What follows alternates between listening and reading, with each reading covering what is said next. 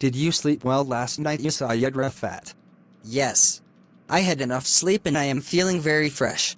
What about you, Dr. Khalid? I am doing very well. Today, we will discuss intangible assets with finite useful lives. What does finite useful life mean? It means that an intangible asset has a limited service life, say for example 10 years or so. The cost of this category of intangible assets is amortized using the amortization methods, which is similar to the depreciation methods used to depreciate fixed asset over the asset's useful life. That is why this category of intangible assets is also called amortized intangible assets. How does the amortization of this category of intangible assets affect the books at each reporting date? It is simple. The debit is to amortization expense and the credit to intangible assets. What does the amortizable amount equal?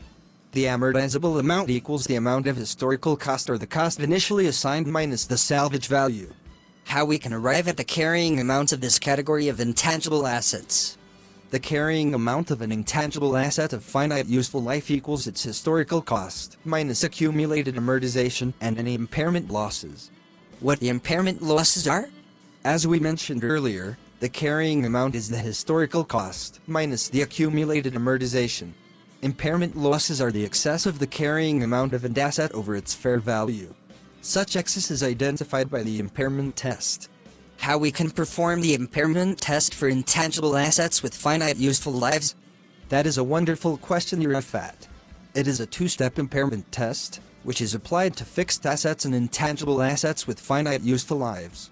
Testing for impairment occurs when events or changes in circumstances indicate that the carrying amount of the asset may not be recoverable. For example, when 1. The market price has decreased significantly, or 2. The use or the physical condition of the asset has changed significantly and adversely. What we will do there is an indication that the carrying amount of the asset may not be recoverable? The carrying amount of a long-lived asset and intangible asset with finite useful life is not recoverable if it exceeds the sum of undiscounted future cash flows expected from the use of asset and disposition of the asset. Excuse me. What is the undiscounted future cash flows are? Undiscounted future cash flows are the cash flows not adjusted to incorporate the time value of money.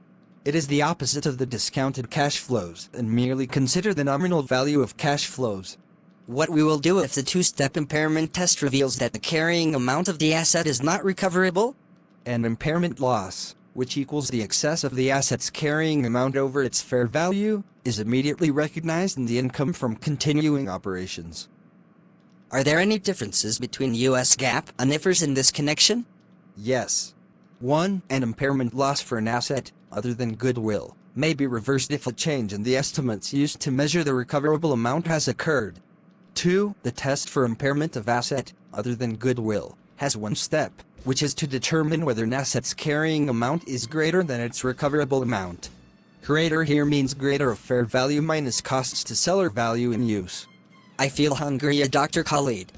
Do you feel the same? Anyhow, we finished this session, and next session we will discuss the intangible assets with indefinite useful lives. Thank you, Dr. Khalid.